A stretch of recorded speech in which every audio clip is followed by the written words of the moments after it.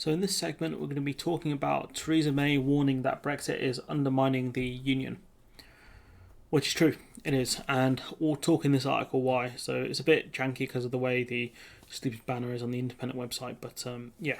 Anyways, Brexit is undermining the union, former Prime Minister Theresa May has said. It is surprising that Theresa May is sticking out in Parliament, considering she's a former Prime Minister, but she does what she wants. Miss May said the Brexit deal negotiated by Boris Johnson were putting the solidarity of the UK under scrutiny in both Scotland and Northern Ireland, which is very true. Northern Ireland, which is looking at potential reunification with Ireland, and Scotland, who have more ammunition for independence, especially when we told them that the only way to stay a member of the EU is to vote to remain a part of the union. Well, that didn't happen, or it didn't last long, did it? Meanwhile, the former Tory leader, Ian Duncan Donut, said Northern Ireland's place in the UK has never been in greater jeopardy and urged the Prime Minister to unilaterally suspend his own controversial deal with the EU. Now, this is a deal Ian Duncan Smith voted for, so you look very dim when you say, let's turn back on the deal that I voted for, don't you think? Let's keep going. Ahead of the Conservative Party conference, we know this stuff has passed. Miss May warned the government against wagging our fingers and using purely economic arguments against Scottish independence, which is true. Using purely economic arguments won't work because independence is more than just economics. It's about national self-determination. It's about running your own country. All those crappy Brexit arguments they made, which weren't true about the EU, are true for Scotland. They can have Scottish laws in Scottish courts, etc. They can be a truly left-wing country if they want to be, which they can't do. They vote for the SNP, a left-wing party, and are stuck consistently with Tories. So yes, 100%, if Scotland wants to leave, let them go. And Brexit is helping to undermine the union in that regard. Support for independence north of the border has grown since the UK voted to leave the EU, but Scotland overwhelmingly backed Remain, which is very true. Scotland has been taken out of the EU against its will. At the same time, Northern Ireland's relationship with the rest of the UK is being hampered by Brexit, the deal negotiated by Boris Johnson, putting a trade border in the Irish Sea, something Theresa May didn't want to do and also couldn't do because of her reliance on the DUP, which maintains an invisible Irish border but at the cost of stringent checks between the region, so between Northern Ireland and GB, or should I say goods going from GB to Northern Ireland, which the checks aren't even that stringent considering how bad they should be. In an essay for the Centre of Policy Studies, May warned the solidarity of the Union is under scrutiny, not only in Scotland but also Northern Ireland as a result of Brexit, which is true. She went on, the exit of the UK from the EU does require us to look again at the relationship between the four nations to ensure that it's working for all parts of the UK. Well, unionism isn't working for all parts of the UK, is it? When we think about it, Northern Ireland has been sacrificed essentially for Boris Johnson's Brexit, and they're not happy about it. At least the desperate unionist party aren't. Scotland consistently votes for the SNP, stuck with a right-wing fascist, sort of neo-fascist Tory party, should I say. And Wales, which votes consistently for Labour, stuck with the Tories. So what more can you say apart from the fact that the union isn't working for the union? The union isn't working for the four nations. It only works for England. She went on, the exit of the UK from the EU does require us to look again, blah, blah, blah, mention that. We joined as one entity, we left as one entity. We didn't actually leave as one entity, considering Northern Ireland has been separated from us and is in the EU single market for goods. The challenge now is to ensure we can forge a new future as one entity, which, let's hope that doesn't happen. The former Prime Minister, meanwhile, warned against using purely economic arguments. She wrote, as I look to the reasons why the polls in Scotland recently showed a majority in favour of independence, I sense they do not lie in debates about economic strength. They are partially to do with economic strength, that Scotland could use the oil for a sovereign fund similar to Norway. But it won't be just down to predominantly economics. She's right there. That is to say that those arguments do not have to be fully debated, or that vital question, like what currency a separate Scotland would use. They'd probably use the pound.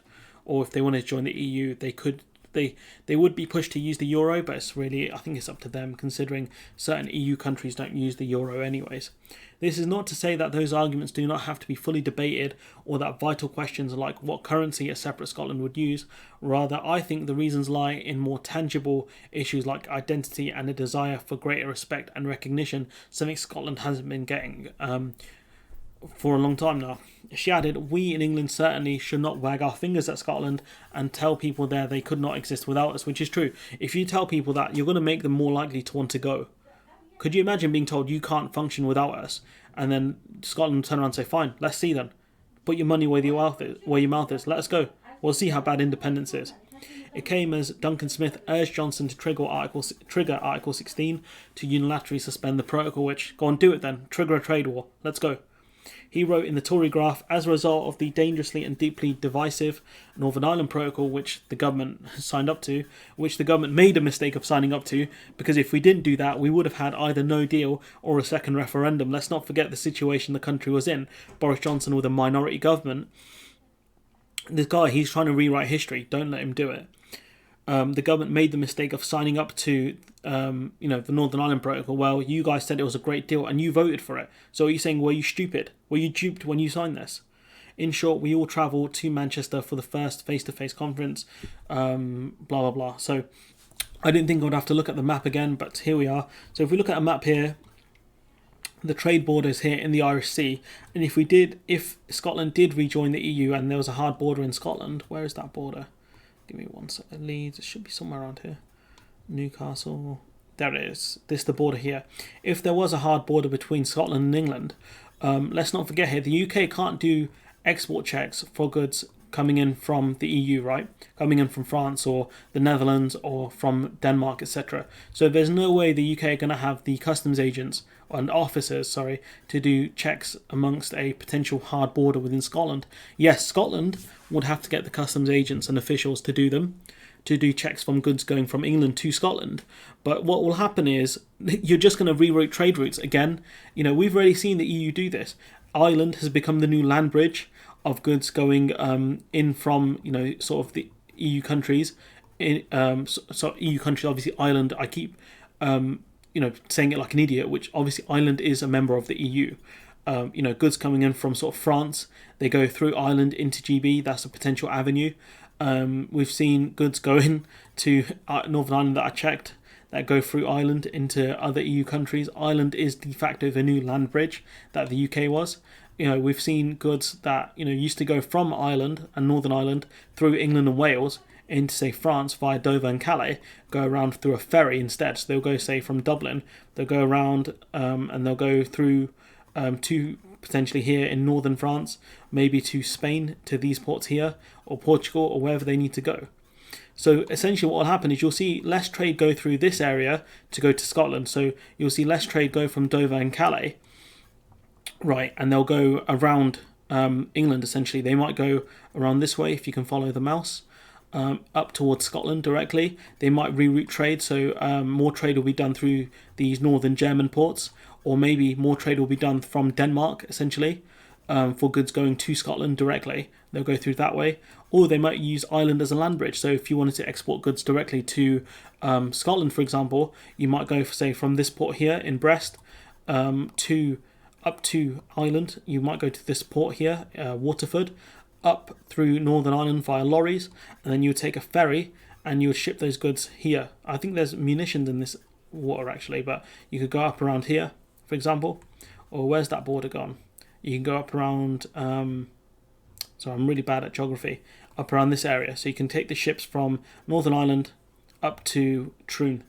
So video's a bit rambly, I'm trying to do geography here, which I'm really bad at. But what would happen is you would essentially just, Ireland would become a bigger land bridge for goods not just going to England, but also through to Scotland. That's what will happen if there's Scottish independence and they become members of the EU and there's a hard border in Scotland, between Scotland and England.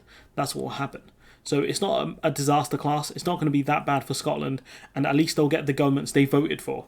They won't be elected by a bunch of clowns and an unelected bureaucrat, which is David Frost.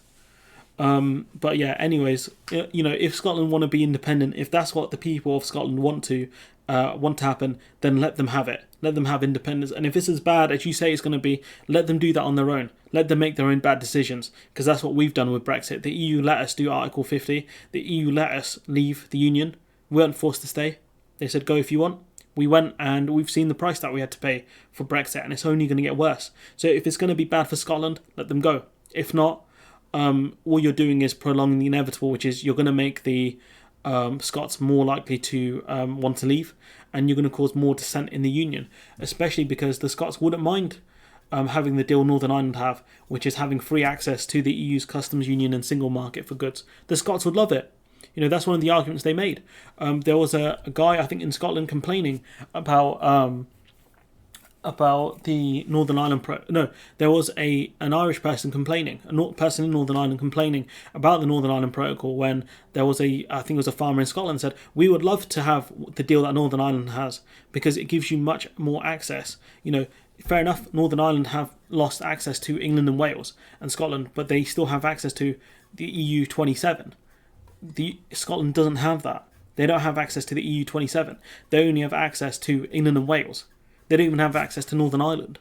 So the Scots would love it if they had free access to the EU single market for goods the single market and customs union. Absolutely love it.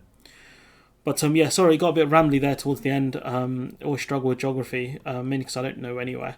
But you get the point, which is, even if an independent joins the EU, that hard border in Scotland, between Scotland and England, won't be that bad for them, because we can't enforce our borders as is. So it's not going to make that much of a difference for Scottish imports. It will impact. It will impact goods going from England to Scotland, but it won't impact goods going from Scotland to England, because England won't put a border there. They won't do checks. Anyways, I'm going to leave it there. Let me know what you think in the comments below. Like, comment, share, subscribe, and hopefully I'll see you in the next one.